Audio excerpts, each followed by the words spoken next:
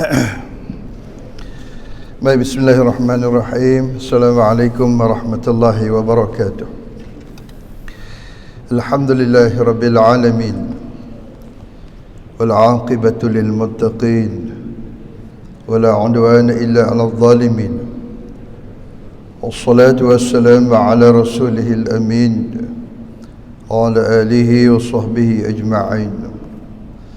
Allahumma shrah lana sudurana ويسر لنا أمورنا واحلل عقدة من ألسنتنا يفقه أقوالنا اللهم لا سهل إلا ما جعلته سهلا وأنت تجعل الحزن إذا شئت سهلا اللهم آت نفوسنا تقواها وزكها أنت خير من زكاها أنت وليها ومولاها بسم الله الشافي بسم الله الكافي بسم الله المعافي بسم الله الذي لا يضر مع اسمه شيء في الأرض ولا في السماء وهو السميع العليم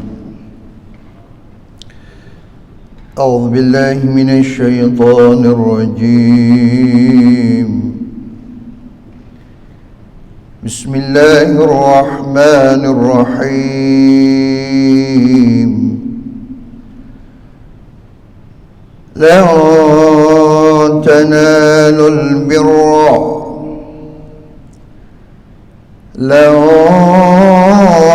تنالوا البر حتى تنفقوا مما تحبون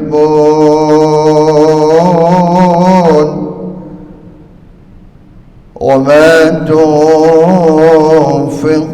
من شيء فإن الله به عليم.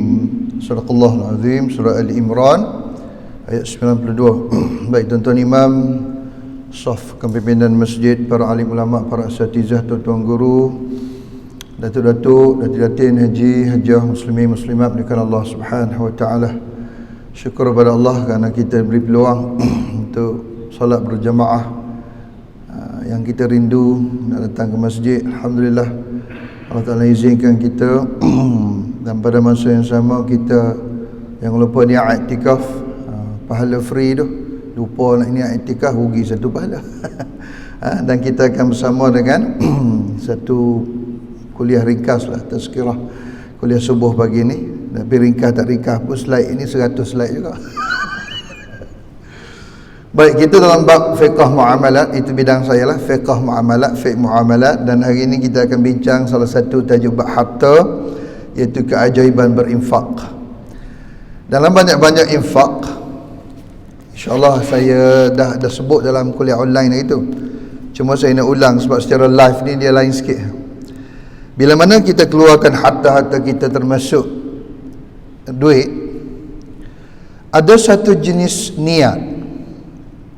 Ada satu jenis niat sahaja. Bila kita niat dengan niat tersebut, pahala tidak akan putus-putus sampai hari kiamat. Ada satu jenis niat sahaja. Sebab tu kita nak mengaji juga bab harta. Sebab bila orang minta derma, kita niat derma. Bila orang minta sedekah, kita niat sedekah. Bila orang minta infak, kita niat infak. Bila orang minta bantuan, kita niat bantuan. Bila orang minta zakat, kita niat zakat. Bila orang minta hibah, kita niat hibah.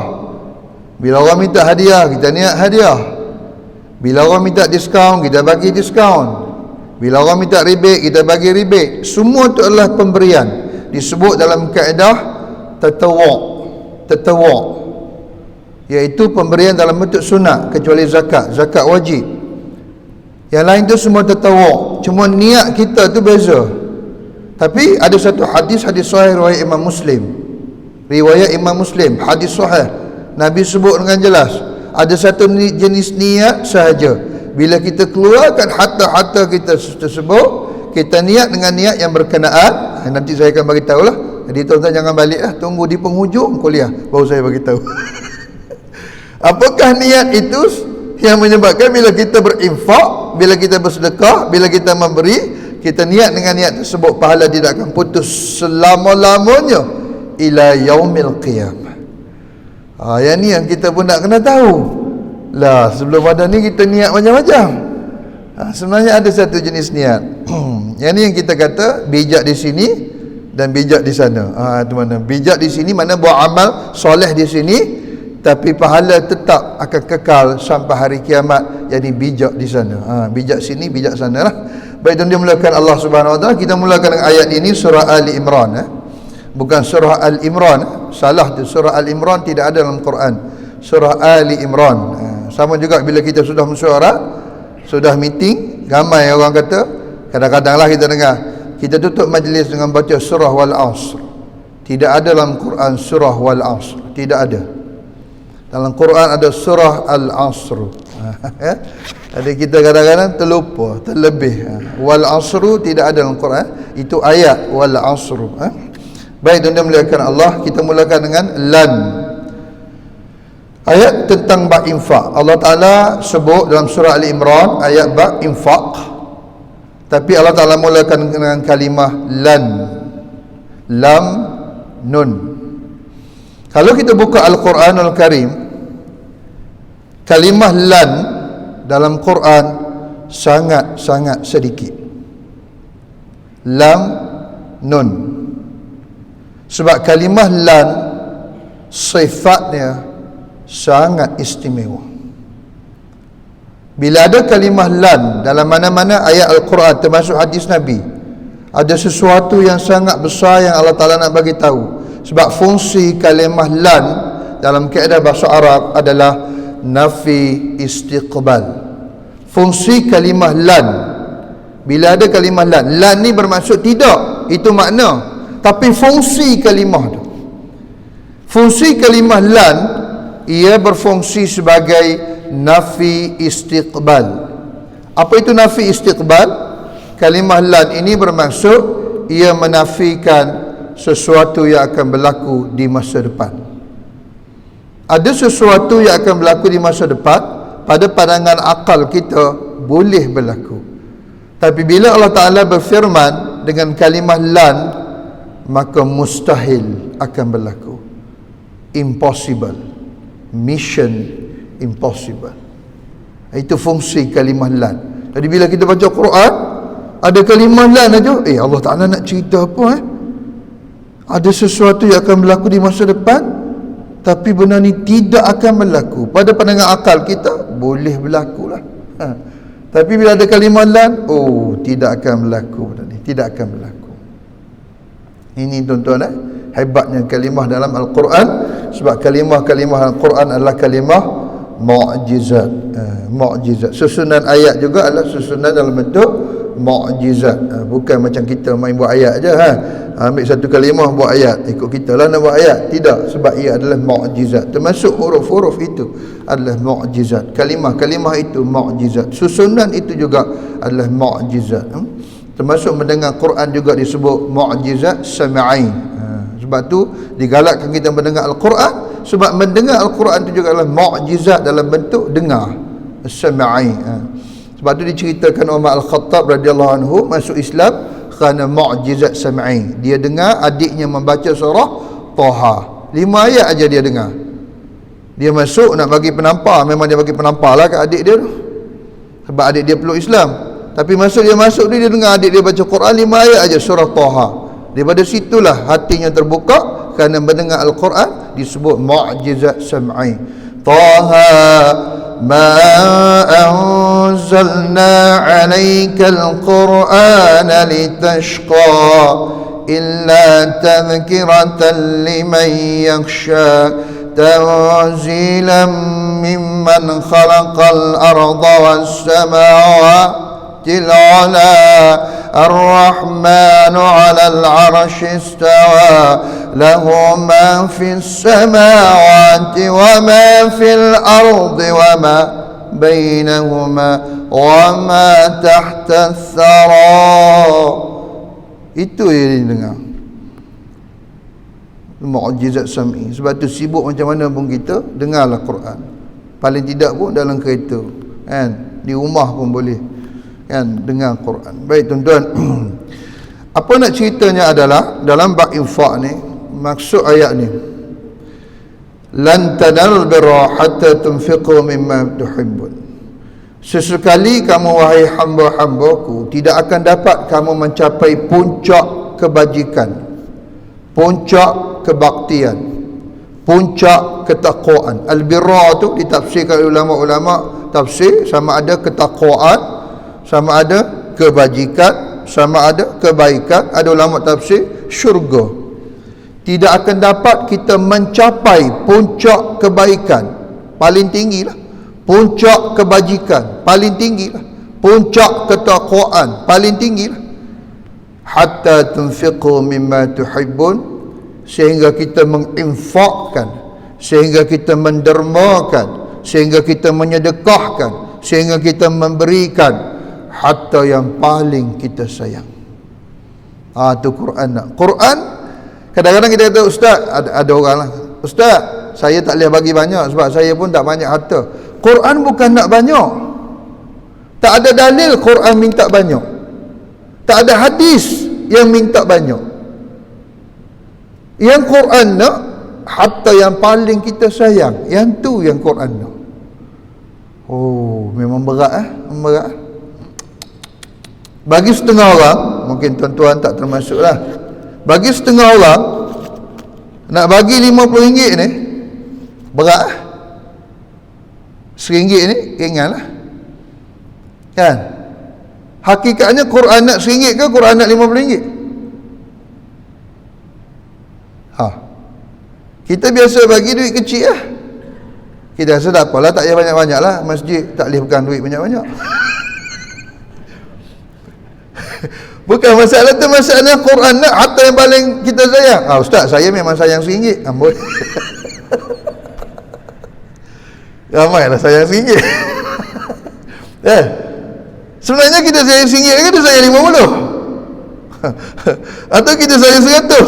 Ada tak RM100? Ada RM100 lah. Quran nak hatta paling kita sayang. Memang berat. Setengah orang tu, ya Allah, nak bagi RM100, ya Allah, menggigit. Allahu Akbar kabir. Sebab tu Allah Ta'ala guna kalimah lan. Ada orang boleh bagi, tapi kebanyakan orang memang susah lah nak bagi, kan? Sebab berat lah. Harta memang kita sayang harta. Tuan-tuan, sebab tu sahabat Nabi, siapa nama? Abu Talhah radhiyallahu anhu. Abu Talhah ketika mana ayat ni turun, tuan-tuan boleh tengoklah sebab nuzul ayat ni pun diceritalah, hadis sahih Bukhari, sahih Muslim ada. Abu Talhah ni ketika mana ayat ni turun sampai ke telinga dia datang jumpa dengan Nabi, ya Rasulullah sallallahu alaihi wasallam, ya Rasulullah, aku dengar ayat ni turun, harta yang paling sayang yang Allah Taala minta, ya Rasulullah, aku ada satu kebun. Nama kebun tu Bayruha, kebun kurma. Tuan-tuan pergi Masjid Nabawi sebelah kiri tu. Sebelah kiri dulu semua kebun tu kepunyaan Abu Talhah radhiyallahu anhu. Kata Abu Talhah, ya Rasulullah, harta yang paling aku sayang kebun kurma ni lah. Tapi bila aku dengar ayat ni, ya Rasulullah, aku lepaskan kebun ni, aku berikan kepadamu, gunalah ya Rasulullah untuk perjuangan Islam. Bagi kebun, kan? Kalau kita kebun juga musangking. Tuan-tuan, berat lah, memang berat lah. Tapi nak ceritanya sahabat tu bila mana disebut oleh Quran harta paling dia sayang, yang tu dia bagi. Abu Talhah radhiyallahu anhu, kan? Kita orang lelaki harta paling kita sayang apa? Kereta. Siapa boleh bagi kereta pagi ni? Mas ada, BMW ada kat luar tu, Audi ada, siapa lagi ada? Lamborghini pun ada. Baguslah datang masjid pakai Lamborghini, datang masjid. Ada orang tu pakai kancil, tak datang masjid. Tapi nak cerita harta, kita orang lelaki paling sayang kereta lah. Beratlah nak bagi kereta sebiji. Berat. Zaid bin Harithah bila ayat ni turun, dia pacu kuda dia, kuda nama Sabal. Datang jumpa dengan Nabi, ya Rasulullah, inilah harta yang paling aku sayang, kuda. Kuda ni aku guna banyak peperangan, termasuk perang Badar. Perang Badar ni aku guna kuda ni. Ya Rasulullah, ambillah kuda ni, gunalah untuk perjuangan Allah. Kuda ni pada waktu dulu, pada sekarang mestilah Ferrari lah dulu. Sebab tu unta merah disebut zaman Nabi dulu, unta merah dan nilai dia macam kita Ferrari hari ni lah. Sehingga disebut dalam surah Hijrah, barang siapa dapat membunuh Nabi diberi 100 ekor unta. Unta apa dia? 100 ekor unta, mana 100 biji Mercedes. Atau pemuda Mekah bagi nak gila cari Nabi nak bunuh tu. 100 biji Mercedes. Ustaz nak buat apa 100 biji Mercedes? Bagi nak gila cari nak bunuh Nabi SAW. Sebab nilai harta pada waktu itu tentu muliakan Allah Subhanahu wa ta'ala. Muslimat apa harta paling kita sayang? Bawang kemas lah. Ada muslimat bagi ni boleh bagi bawang kemas? Memang berat lah kan. Baik tuan-tuan, cuma nak ceritanya yang paling Islam nak adalah harta yang paling kita sayang. Tuan-tuan jadi nak bagi harta yang paling kita sayang lah. Baik, kita tengok sikit isu. Siapa bawa buku di Gemara Surat yang ke-39 Siapa bawa buku lah. Sebab semua kuliah saya telah dibukukan. Ustaz, apa hukum berinfak? Apakah jenis-jenis infak?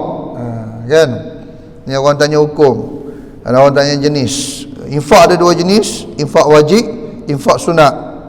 Infak wajib ada 4 jenis, infak wajib ada 4 jenis. Infak sunat memang banyak saya sebut tadilah. Macam-macam jenis infak, macam-macam jenis niat Itu infak sunat. Infak wajib apa? Zakat fitrah. Zakat tu infak dah, tapi infak wajib.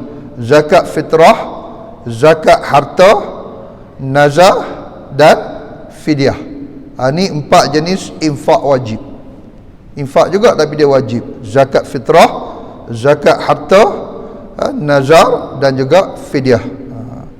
Infak sunat tatawwu' memang banyaklah saya sebut tadilah. Sedekahnya, hibahnya, hadiahnya, dermanya, bantuannya, ini semua. Baik Ustaz, apakah infak sedekah lakukan sembunyi atau terang-terangan? Mana lebih baik? Tadi Tok Imam baca tadi ayat bab infak kan, surah Al-Baqarah. Mula-mula ayat Tok Imam baca tadi itu bab infak ayat tu. Cuma kita kadang-kadang confuse, Ustaz mana lebih baik Ustaz, sembunyi ke terang-terangan? Mana satu lebih baik? Ulama bahas panjang lebar, nak infak ni sembunyi ke terang. Ada 2 jenis infak memang digalakkan secara terang-terangan. Tunjuk besar-besar pun tak apa, tak ada masalah. Buat cek besar-besar pun tak apa. Iaitu zakat dan wakaf. 2 jenis infak saja digalakkan tunjuk. Sebab tu orang bayar zakat cek besar-besar. Memang disunat untuk tunjuk, supaya orang lain semua bayar zakat. Sama juga wakaf. Berwakaf untuk masjid, mak, tafiz, pondok, tunjuk. Supaya orang lain juga digalakkan untuk berwakaf. Tapi niat nak kena jagalah. Digalakkan untuk pamer, zahirkan pemberian tersebut supaya orang ramai juga boleh berinfak, berzakat dan berwakaf. Lain pada tu memang kena sembunyilah.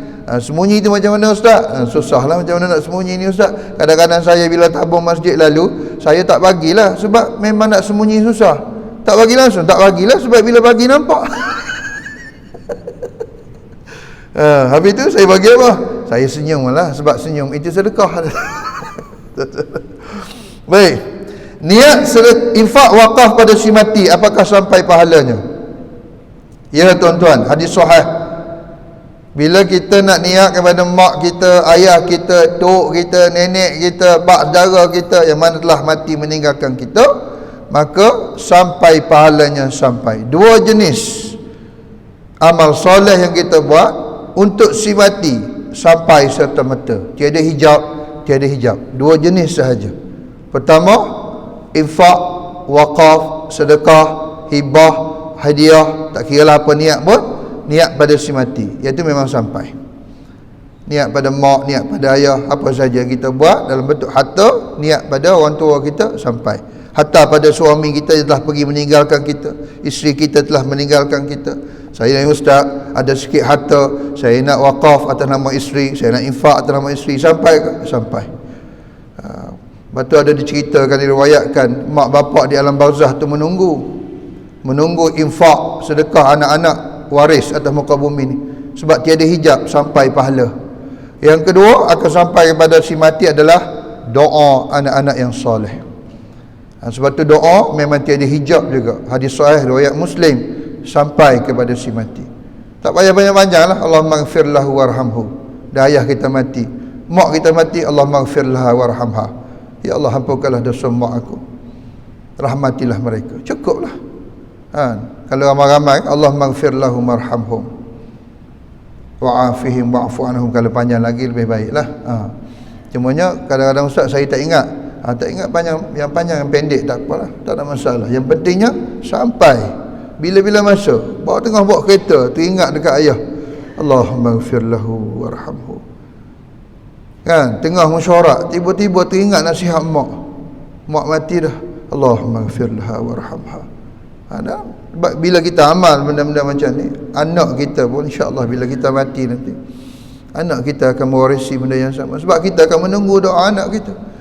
Analah anak ni tak doa-doa dekat aku di alam barzah, menunggu doa. Sebab benda ni tiada hijab. Hadis sahih sampai kepada si mati tu. Baik, saya ingin berzakat pada anak yatim. Apakah dibenarkan? Tuan-tuan, zakat pada anak yatim tidak boleh. Saya ulangi sekali lagi, zakat pada anak yatim tidak boleh. Sebab yatim, anak yatim bukan 8 asnaf. Jadi kalau nak bagi pada anak yatim juga mesti dikaitkan dengan asnaf. Yatim, miskin. Kenapa bagi zakat pada anak yatim tu? Sebab dia miskin. Baru boleh. Kenapa bagi zakat pada anak yatim tu? Sebab dia fi sabilillah, dia sedang belajar. Baru boleh. Jadi kita nak bagi pada anak yatim, tapi anak yatim kaya. Tak bolehlah zakat. Dia anak yatim ustaz, tapi harta banyak. Kan? Kadang-kadang tuan-tuan perasan tak rumah-rumah anak-anak yatim? Tuan-tuan pernah cek tak akaun anak-anak yatim? Banyak tau. Saya kerja bank muamalat, saya tahu lah. Bila kita pergi rumah anak yatim, akaun anak yatim tu daripada dia kecil sampai dia besar tak sentuh duit tu. Orang bagi je masuk akaun dia. Anak-anak yatim tu banyak tu duit tu. Tapi tak apalah, tak ada salah kita memberi. Cuma nak ceritanya rumah anak yatim dengan anak yatim individu tu memang kadang-kadang banyak duit, bertahun-tahun duduk dalam tu. Benar? Baik. Jadi nak berzakat pada anak yatim. Jadi anak yatim ramailah dalam masjid kita ni pun ramai anak yatim, kan? Betul tak? Contoh haji dia yatim piatu aja tak? Yatim piatu. Kan? Kalau yatim tu layak zakat, ramailah layak tuan-tuan. Baik, apakah infak sedekah harta yang paling utama? Harta yang paling kita sayanglah. Tuan-tuan, ini konsep takaful, rebate, sama juga. Rebate adalah infak. Ni nak cerita. Saya niat sedekah, niat wakaf, harta haram. Apakah sah ustaz? Kita ada harta haram. Sekarang ni kita nak niat zakat, kita nak niat sedekah, kita nak niat wakaf, kita nak niat infak, boleh atau tidak? Tuan-tuan, kalau kita niat zakat harta haram tidak sah. Sebab zakat hanya untuk harta halal sahaja. Ada orang dia ambil duit rasuah, contohlah duit haram. Tak apa ustaz, duit rasuah ni saya ambil dalam 100,000, saya bayar zakat lah 2.5%, insya-Allah halal. Tuan-tuan,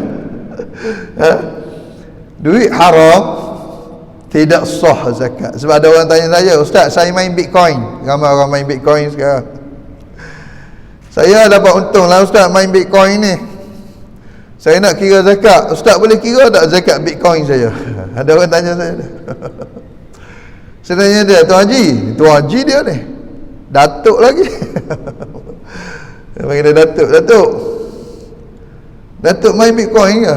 Adalah ustaz, orang ajak main Bitcoin, saya masuklah main Bitcoin. Saya nak tanya dulu Datuk punya pandangan lah, Datuk punya pengetahuan. Bitcoin ni halal ke haram? Cryptocurrency, Bitcoin, Lite, Ethereum, macam-macam nama lah, cryptocurrency. Apakah cryptocurrency ni halal? Dan kita main Bitcoin. Bitcoin ni ada 4 jenis. As a currency, as a commodity, as a financial instrument, as a method of payment. Ada 4 jenis platform kalau orang terlibat dengan Bitcoin. Kita main Bitcoin ni as a what? As a what? Sebab fatwa dia berbeza-beza. As a currency, as a commodity, as a financial instrument, as a method of payment. Mana satu kita main Bitcoin? Ini orang tak, sebab benda ni tak mengaji di mana-mana kuliah pun pasal Bitcoin ni. Yang tahunya nak main Bitcoin je, yang penting untung, Ustaz, untung. Nak tahu dulu halal ke haramnya, nak menjawab di akhirat nanti masalah dengan harta-harta. Fatwa yang ada termasuk fatwa wilayah Persatuan, Bitcoin as a currency. Kita main Bitcoin as a currency memang tidak boleh, haram. Macam main forex lah, forex trading, forex online. Nama kita main forex trading, forex online juga haram. Fatwa satu dunia haram.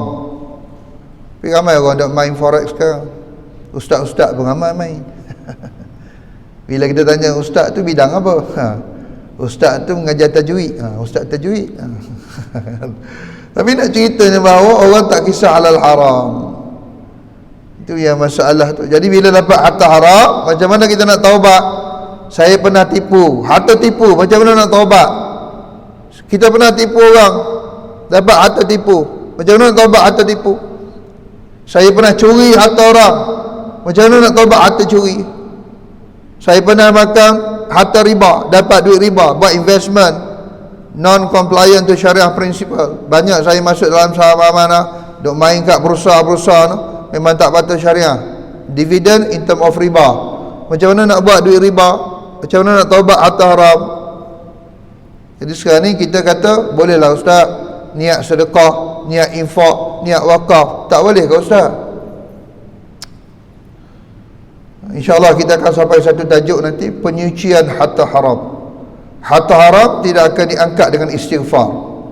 Kalau ada harta haram di kalangan kita, tidak akan diangkat harta haram dengan istighfar.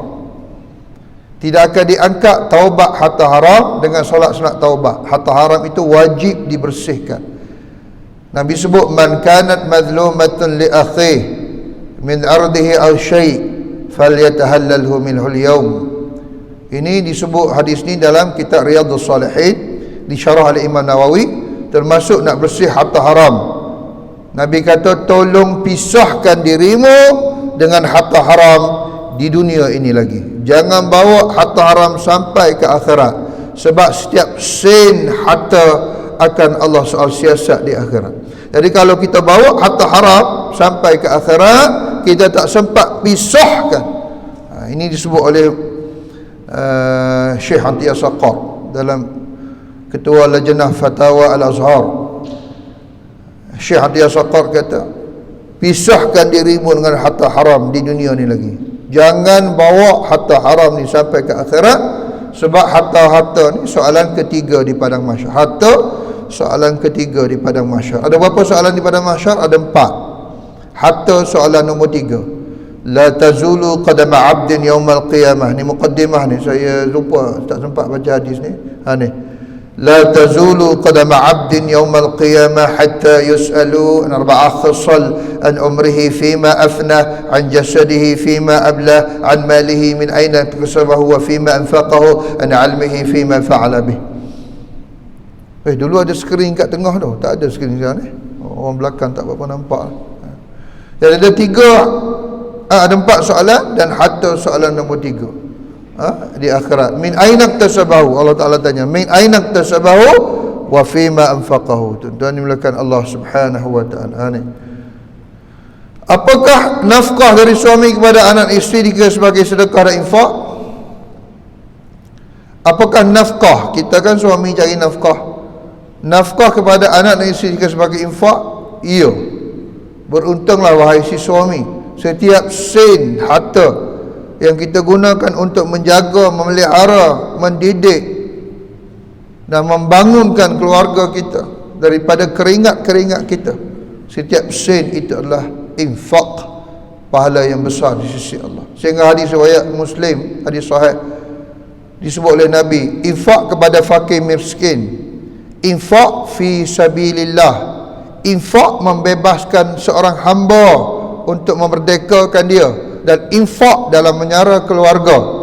Kata Nabi SAW, jauh lebih besar pahalanya infak dalam menyara keluarga.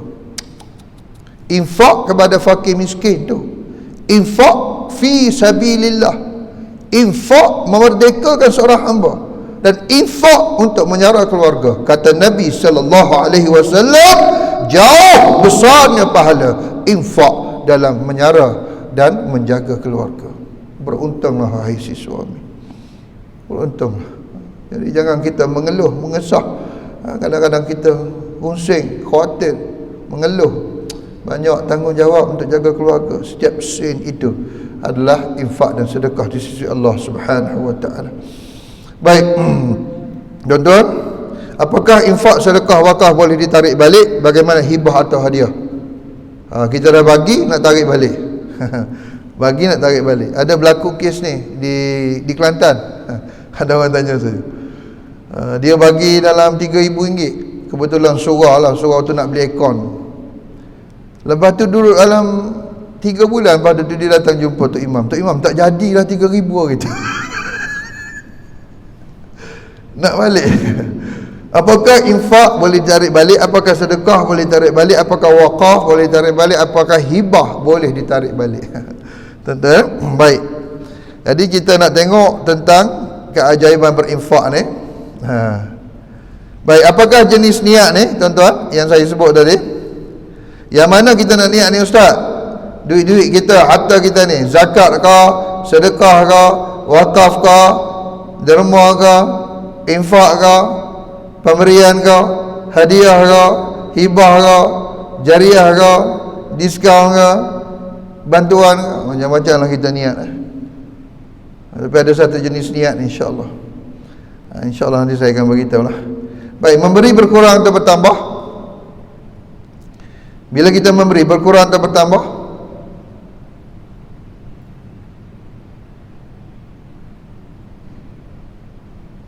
Ada yang kata kurang, ada yang kata tambah. Matematik kita memang 1 tolak 1 sama dengan kosong. Berkurang lah, Ustaz. Ada 100 bagi 100, ada 50 bagi 50. Memang berkurang lah. Betul kan?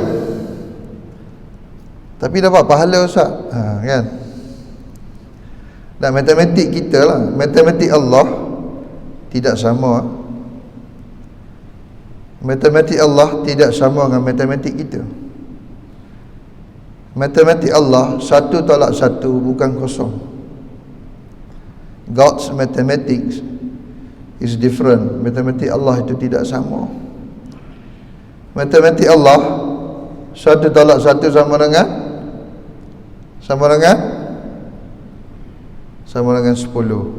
Surah Al-An'am ayat 160.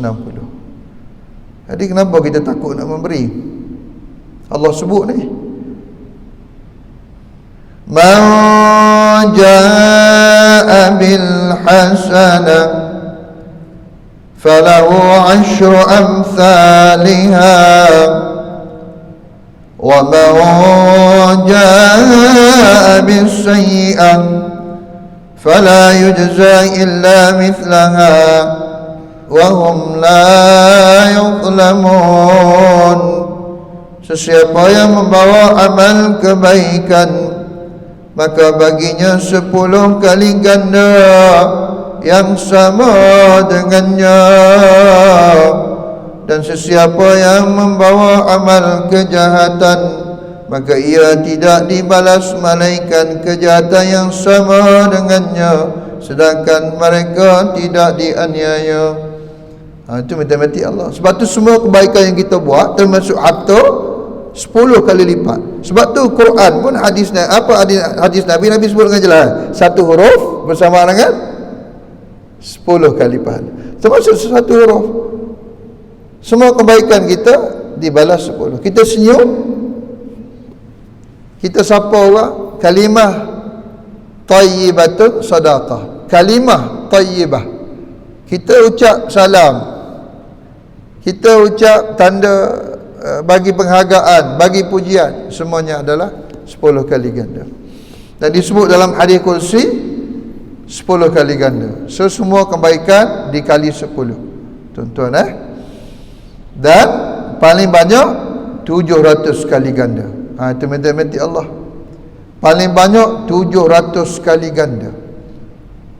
Ayat surah yang sebelum tu, yang Ustaz baca ayat sebelum lagi kan. Ustaz baca dah ayat bawah sikit. Mathalul ladzina yunfiquna amwalahum fi sabilillah كمثل حبة أنبتت 7 سنابل في كل سنبلة 100 حبة والله يضاعف لمن يشاء والله واسع عليم. Kalau kita buka tafsir Ibn Kathir, kalau dalam tafsir itu disebut bukan 700 kali ganda, sebab Allah Ta'ala sebut wallahu yudha'ifu liman yasha'. Sebenarnya terserah kepada Allah berapa kali lipat, berapa kali ganda kebaikan yang kita buat. Jadi paling sikit 10, paling banyak 700 dalam ayat ni lah. Ataupun terserah kepada Allah lah, infinity, terserah pada dia lah berapa kali ganda dia nak balas kebaikan yang kita buat. Tapi Ustaz, kalau kita bagi duit yang 700 kali lipat, 10 kali lipat ni dalam bentuk pahala, kalaulah dapat sekarang Ustaz 10 kali lipat, 700 kali lipat kan banyak tu kan Ustaz. Tuan-tuan. Baik, ramai orang berpendapat ini akan dibalas di akhirat, dunia tak dapat apa-apa. Tuan-tuan, sebenarnya tidak tepat, kerana hadis Nabi memberitahu semua kebaikan dibalas di dunia dan di akhirat. Dua-dua sekali. Ini hadis sahih riwayat Muslim. Innallaha la yadhlimu mu'minan hasanatan yuqa biha fid dunya wa yujza biha fil akhirah wa amma kafir fayut'amu bi hasanati ma 'amila biha lillahi fid dunya hatta idza afdha ila al akhirah lam takun lahu hasanatun yujza biha. Kata Nabi SAW, semua kebaikan mukmin Allah tidak akan mengabaikannya, dia dibalas dunia dan akhirat. Sebab tu the more you give, the more you get. Sebab tu kita tengok orang yang berinfak, orang yang menderma, orang yang banyak memberi, keluarkan harta pada jalan Allah, semakin kaya. Kita tak pernah jumpa dalam akhbar, keratan akhbar, kita tak pernah jumpa si bulan membantu mak tafiz, esok papa ke dana. Ada? Kita tak pernah jumpa. Si bulan berwakaf dengan masjid, esok dia bankrupt. Ada? Tak pernah jumpa. Si bulan membantu anak-anak yatim, fakir miskin, esok dia muflis. Ada? Tak ada. Kita tak pernah jumpa kelihatan akhbar orang yang memberi dia miskin. Tidak pernah jumpa. Tak tahulah kalau tuan-tuan pernah jumpa.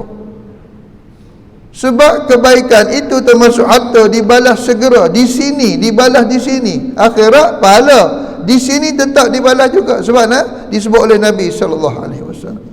Tapi orang kafir, kebaikan yang dia buat dibalas di sini, akhirat tak ada. Sebab Nabi sebut wa ammal kafir, adapun orang kafir akan menerima ganjaran kebaikan yang dia buat di dunia sahaja, di akhirat tak ada dapat apa-apa. Sebab tu kita tengok orang bukan Islam, dia banyak memberi. Dulu apa tu yang punya genting Lim Goh Tong, cuba tengok track record Lim Goh Tong, berapa dia punya infak setahun. Infak juga. Teh Ho Piao yang punya public bank tu, kalau kita tengok dalam financial report dia, itu yang dia pamerkan dalam yang luar. Mana orang bukan Islam, dia memberi tetap akan dibalas. Ini saya buat contoh lah tuan-tuan, orang bukan Islam. Siapa? Ni Bill Gates. Bill Gates ni tahun ni tak keluar lagi. Tahun lepas dia orang nombor 1 lah terkaya. Tahun sebelumnya dia dikalahkan oleh Amazon. Microsoft dikalahkan oleh Amazon. Tahun 2019 tak silap saya, orang paling kaya dalam muka bumi ni Amazon. Tapi tahun 2020 dia potong balik Amazon, Bill Gates. Ini data ni saya ambil data lama ni, aset dia 86.8 billion USD, 86.8 billion. Dia ada Gates Foundation, tuan-tuan boleh buka dia punya website dia, Yayasan Gates Foundation.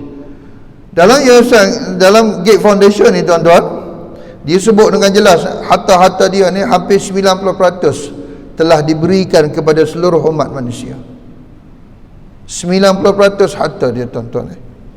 Dan dia tetap tidak miskin, kekal orang nombor 1 terkaya di atas muka bumi. Yang data kita ada yang kedua, siapa? Warren Buffett.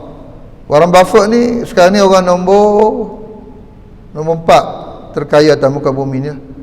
Aset dia 74.6 bilion. Ni data lama lah. Cuma nak ceritanya dia telah pun berinfak 99% harta dia. 99% tuan-tuan.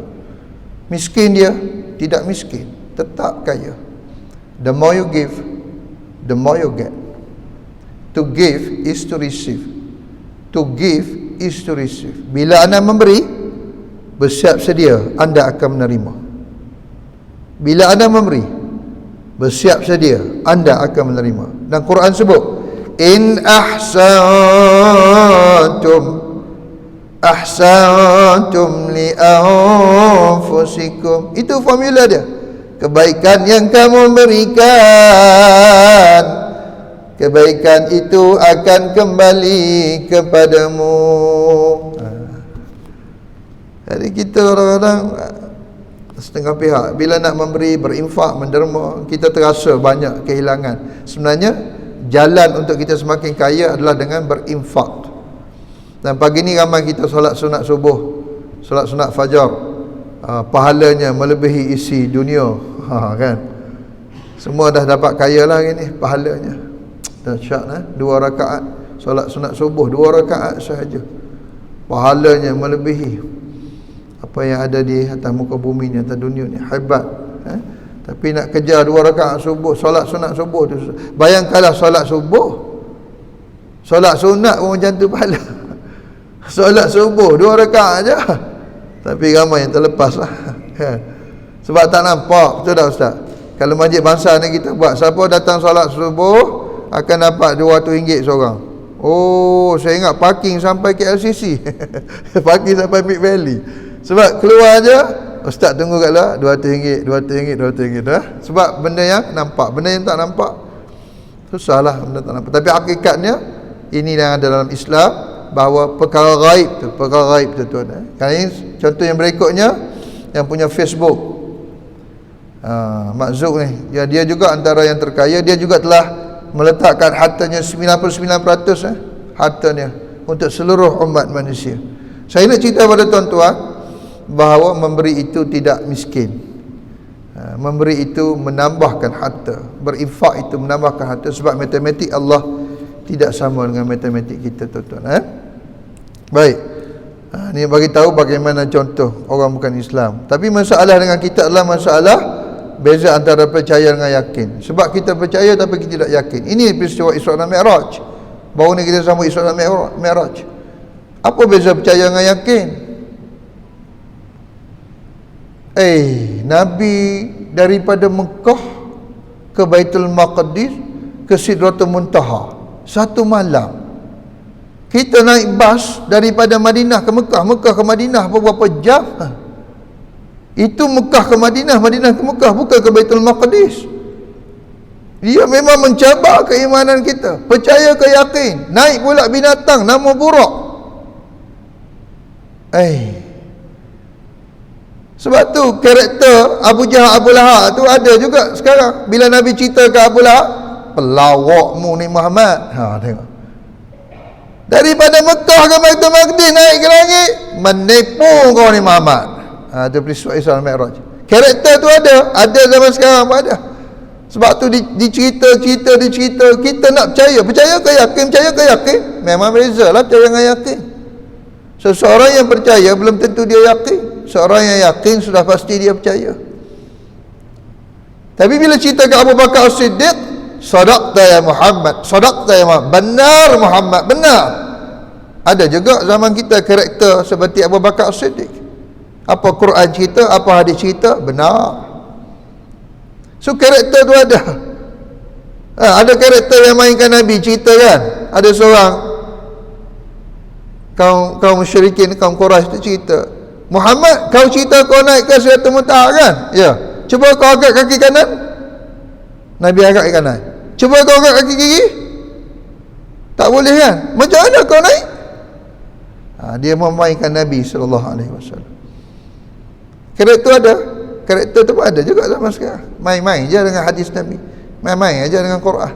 Ada juga. So karakter tu memang ada, setiap zaman ada.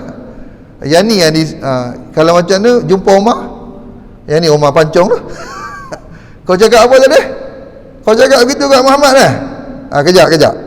Umar masuk rumah, buat keluar pedang, pancung.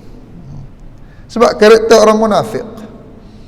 Karakter tu ada orang mukmin, orang munafik, orang kafir. Setiap zaman ada. Jadi peristiwa Isra Mi'raj mencabar iman kita. Kita yakin ke, kita percaya. Orang saban tahun orang sambut, orang duk cerita. Dan saya bagi tahu dah kan, beza yakin dan percaya melalui panah. Panah ni tuan-tuan, Ustaz dengar cerita ni? Belum? Ustaz pernah dengar cerita panah ni?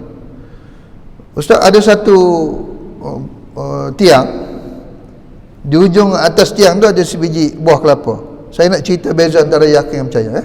Lebih kurang 10 meter jarak dia. Dan saya Ustaz tengok saya memanah. Saya memanah buah kelapa tersebut. 10 meter, 15 meter jarak ke depan saya panah. Ustaz tengok tau. Panah yang pertama saya lepas kena. Ustaz tengok memang kena buah kelapa saya panah. Ustaz percaya saya boleh memanah? Okey, panah yang kedua, saya panah lagi buah kelapa yang lain. Ustaz tak apa nak percaya. Saya panah kali kedua, kena juga. Ustaz percaya saya boleh mana? Kena. Panah yang ketiga, Ustaz tak apa yakin. Kali ketiga saya panah buah kelapa yang lain, saya panah kali ketiga, kena juga. Ustaz percaya saya boleh mana? Sekarang panah yang keempat, Ustaz jadi tiang, kelapa atas kepala. Nak ke tidak?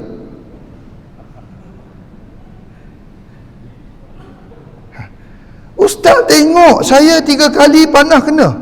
Sekarang Ustaz jadi tiang dan kelapa di atas kepala. Panah yang keempat, Ustaz nak ke tidak?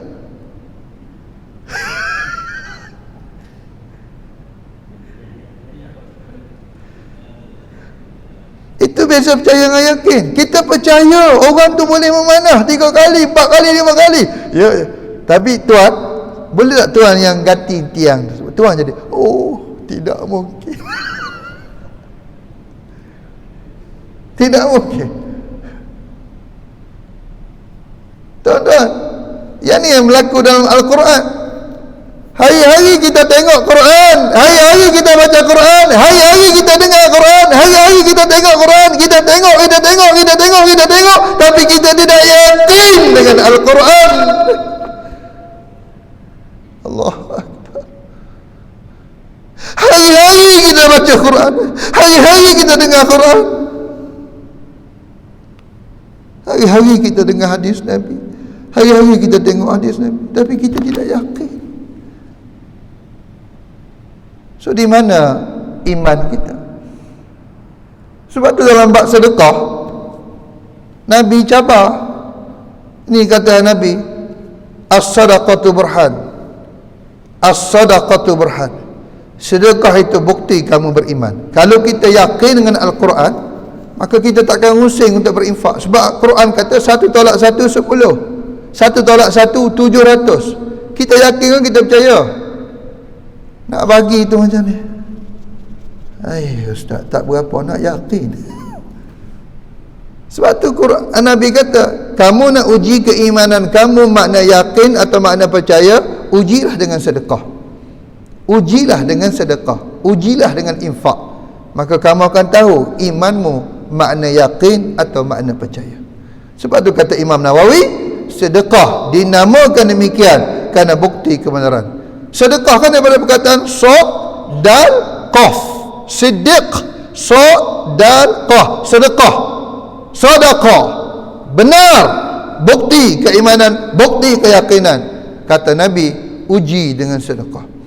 Bila kita berkira nak memberi, takut untuk memberi, macam-macam alasan nak memberi, maka keimanan kita masih lagi belum di tahap yakin, tapi baru tahap percaya. Tuan-tuan, sudah Nabi sebut, ma naqasat sadaqatun min mali, tidak berkurangan harta dengan sedekah. Pelik kan? Yakin ke percaya? Yakin ke percaya? Yakin. Sebab Nabi sebut, lidah Nabi tu tidak berkurangan harta dengan bersedekah. Lidah Nabi sallallahu alaihi wasallam. Jadi kita nak tahu iman kita, makna yakin atau makna percaya je, tuan-tuan. Dawu mardaukum bisadaqah, sembuhkan sakitmu dengan sedekah. Ajaib lah. Mana ada, what is a collaboration and correlation? Collaboration lain, correlation. What is a correlation between sedekah and cure? Memang tak boleh buat lah, hipotesis tak jumpa lah. Macam mana saya nak buat tesis PhD saya ni, kaitan sedekah dengan sembuh penyakit? What is correlation? Nak buat hipotesis pun tak boleh. Memang tak jumpa cari correlation. Sebab ia adalah faith, belief, yakin. Dan banyak kisah orang sedekah sembuh penyakit. Lepas tu kalau kita pergi di Mekah, saya ambil contoh, tuan-tuan, kenapa hospital di Mekah tidak penuh, tidak padat? Orang ramai. Tuan-tuan pernah perasan tak? Kenapa hospital di Mekah tu, di Madinah tu, orang berjuta, tapi tak pernah padat, penuh hospital? Kenapa? Sebab kalau tuan-tuan tanya orang Mekah, bila mana mereka sakit, pertama sekali mereka buat adalah sedekah. Tanya orang Mekah, sakit, demam, sesemut, batuk, jantung, buah pinggang, cin manis, sedekah dulu. Last sekali baru jumpa doktor. Last sekali. Dia jumpa doktor juga, tapi last sekali. Bila ikhtiar dah tak ada lah, hajat, doa dah habis, baru jumpa dengan manusia, kepakaran manusia. Kita tak apalah mana-mana. Cuma nak ceritanya, mereka di sana mendahulukan apa yang disebut oleh hadis Nabi SAW. Baik tuan-tuan, dan sedekah yang terbaik adalah kepada kaum kerabat. Tak payah pergi jauh-jauh lah. Kadang-kadang kita nak bagi Palestin, bukan tak boleh. Nak bagi kat Syria, nak bagi kat Kemboja, ada program dekat Rusia, ada program macam-macam lah. Bukan tak boleh, tapi Nabi kata kalau bagi dekat, dua pahala dapat, sintani, iaitu pahala sedekah dan pahala silaturahim. Ada sepupu kita susah, utamakan sepupu kita. Anak saudara kita memang susah nak pergi belajar, utamakan anak saudara kita, mak saudara kita, pak saudara kita, dua pupu kita, tiga pupu kita, adik-beradik kita. Cuma zakat tak dibenarkan untuk anak. Untuk anak. Kadang-kadang saya Ustaz nak bayar zakat untuk cucu saya, sebab cucu saya belajar dekat Australia sekarang. Dia tak cukup duit nak bayar yuran. Saya ingat dia boleh kok di bawah asnaf fi sabilillah. Jadi saya nak bayar zakat untuk cucu saya. Tidak boleh tuan-tuan. Kaedah zakat begini, ke atas sesugala dia, ke atas dan ke bawah tidak boleh zakat. Ke kiri, ke kanan dan ke kiri boleh zakat. Dengan syarat di asnaf lah. Contoh, kita ayah atau kita anak, kita nak bagi zakat kepada mak kita, tak boleh ke atas. Walaupun mak kita susah macam mana pun tak boleh. Nak bagi zakat pada nenek kita, tak boleh. Nak bagi zakat pada moyang kita, tak boleh. Sama juga ke bawah. Nak bagi zakat pada anak kita, tak boleh. Zakat pada cucu kita, tak boleh. Jadi jangan, tak boleh niat zakat lah. Niat lain pada zakat lah. Nak niat sedekah, niat hibah, niat hadiah, niat derma, niat bantuan, niat lain lah. Tapi kalau ke kanan dan ke kiri boleh. Iaitu pak saudara kita. Pak saudara kita memang susah, mak saudara kita susah, sepupu kita susah, dua pupu kita susah. Ke kiri dan ke kanan memang boleh. Ke atas dan ke bawah zakat tidak boleh. Itu tapi dengan syarat mereka ni dalam asnaf. Tuan-tuan, baik, apa benda ni Ustaz? Saya nak balik dah, 7 lebih dah ni. Apakah niatnya? Ni Nabi sebut, idza mata ibnu adam in qata amaluhu anhu ila min thalatha sadaqatin jariyah aw ilmin yantafa'u bih aw waladin salih yad'u lah. Kata Nabi, bila mati saja anak Adam, ada 3 jenis pahala kita buat atas muka bumi, pahala tak putus-putus sampai hari kiamat. Ada 3 jenis sahaja. Yang tu banyak kita nak buat di sini. Bila kita mati, pahala masuk. Apa 3 jenis amal soleh ni yang buat kat sini pahala tak putus-putus? Salah satunya sedekah jariah. Sedekah jariah ditafsirkan oleh ulama-ulama merujuk kepada wakaf. Tuan-tuan, mulai hari ini duit-duit kita yang kita keluarkan, perbanyakkan niat wakaf. Dan wakaf tunai telah dibenarkan sekarang. Dulu wakaf nak kena ada harta, ada bangunan, ada rumah, ada tanah. Sekarang wakaf dalam bentuk tunai sudah dibenarkan. Maka lafaz niat untuk hari ini dan ke depan, perbanyakkanlah niat-niat wakaf, kerana Nabi sebut dengan jelas bahawa sedekah jariah dalam hadis ini merujuk kepada niat wakaf. Wa anfiqu mimma razaqnakum min qabli an ya'tiya ahadakumul maut fayaqul rabbi lawla akhartani ila ajalin qarib fa asaddaqa wa akum minas salihin. Dan ayat ni kita merayu kepada Allah Ta'ala bila mana kita menghadapi sakaratul maut, nak mati dah kita merayu kepada Allah agar dilambatkan mati kita, dilambatkan ajal kita. Ya Rabb, laula akhartani ila ajalin qarib. Wahai Allah, jangan matikan aku lagi. Wahai Allah, lambatkanlah ajal aku. Wahai Allah, jangan ambil nyawa aku lagi. Allah Ta'ala tanya, kenapa? Kenapa kamu nak tangguh ajalmu? Fa asaddaqa, aku nak sedekah, aku nak infak, aku nak wakaf. Sebab kalau tuan-tuan buka kitab tafsir, disebut tentang ayat ni, Allah Ta'ala buka hijab. Allah Ta'ala buka hijab ketika mana kita nak mati, dinampakkan pahala berderu-deru masuk dalam kubur kita. Masa kita sakaratul maut tu, Allah Ta'ala buka hijab, dinampakkan satu jenis pahala berderu-deru masuk dalam kubur kita. Bila pahala tu masuk, kita merayu kepada Allah, ya Rabb, aku nak pahala tu, aku nak pahala tu, jangan ambil nyawa aku sekejap, tangguh. Pahala tu apa? Pahala tu adalah pahala infak dan pahala sedekah dan pahala wakaf. Sebab tu jangan tangguh infak, wakaf dan sedekah. Sebab berderu-deru pahala masuk dalam kubur kita.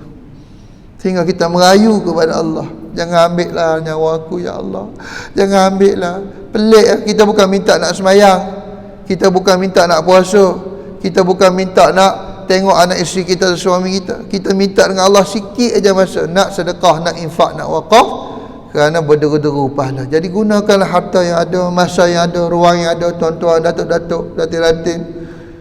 Jangan ingat harta yang kita tinggal untuk anak semua, anak-anak akan berinfak, berwakaf untuk kita. Belum tentu. Tinggal kita cari juga harta pagi petang siang malam, pagi petang siang malam bekerja. Tinggal banyak harta kat anak. Kita ingat anak akan ingat kat kita. Tak ingat-ingat sampai sudah. Tunggu kita dekat lubang kubur. Tak masuk-masuk pahala. Sebab apa? Sebab anak-anak kadang-kadang lupa kita.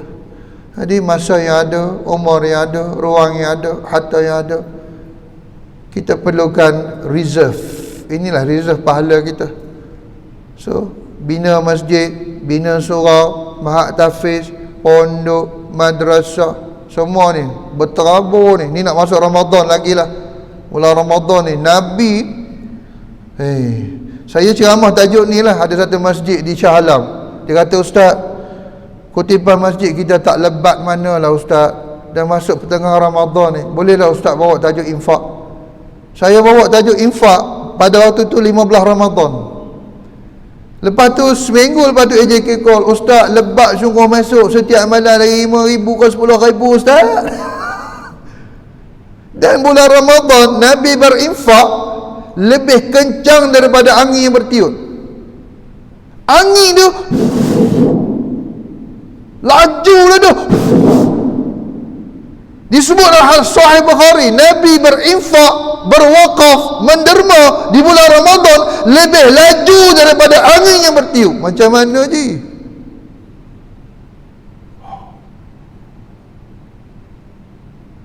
Sebab sebaik-baik infak, wakaf, derma adalah di bulan Ramadan. Kalau hari biasa ni, hari Jumaat. Tapi tak payah tunggu hari Jumaat lah, kan mati esok. Ustaz kata itu, saya tunggu hari Jumaat lah. Kalau hari Jumaat tengok-tengok mati esok lusa, tak sempat. Bila-bila masa sajalah. Kalau sampai hari Jumaat, kalau sampai bulan Ramadan, rezeki kita lah. Ramadan ni semua orang tunggu. Mula Allah Ta'ala sampaikan kita di bulan Ramadan. Sebab bulan Ramadan bulan pengampunan. Bulan Ramadan, siapa yang sempat masuk bulan Ramadan, maka dia akan dapat pengampunan. Cuma bagaimana kita nak bertukar lumus untuk dapat pengampunan di bulan Ramadan tu? Sebab tu semua orang sampai orang dalam kubur pun nak bangun balik, nak bangkit balik, nak kan Ramadan. Sebab Ramadan bulan pengampunan. Sebab tu Nabi kata celakalah barang siapa yang sempat di bulan Ramadan, habis Ramadan dia tidak mendapat pengampunan. Kata Nabi, celakalah dia. Wai.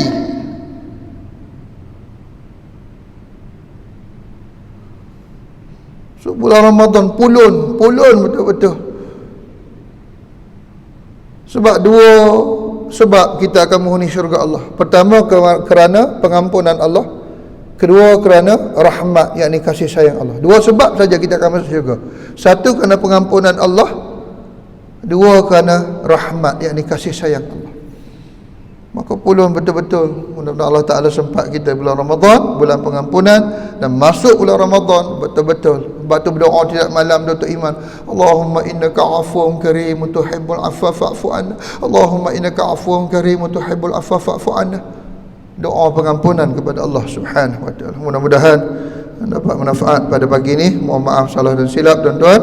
Insya-Allah panjang umur kita jumpa lagi. Wallahu a'lam. A'udzubillahi minasyaitonir rajim. Bismillahirrahmanirrahim.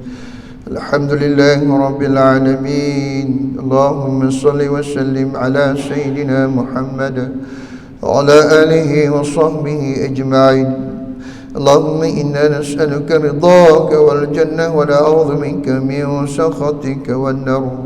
Ya Allah, kami mohon syurga-Mu dan ridha-Mu. Ya Allah, peliharalah kami daripada murka-Mu dan azab api neraka-Mu.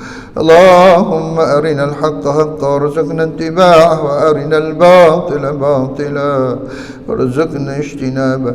Ya Allah, tunjukkanlah kepada kami yang benar itu benar, berilah kekuatan kepada kami untuk mengikutinya. Ya Allah, tunjukkanlah kepada kami yang salah itu salah, dan berilah kekuatan kepada kami untuk menjauhinya. Sallallahu ala sayyidina Muhammad wa ala alihi wa sahbihi wa sallam. Alhamdulillahi rabbil alamin. Taqabbalallahu minkum. Assalamualaikum warahmatullahi wabarakatuh.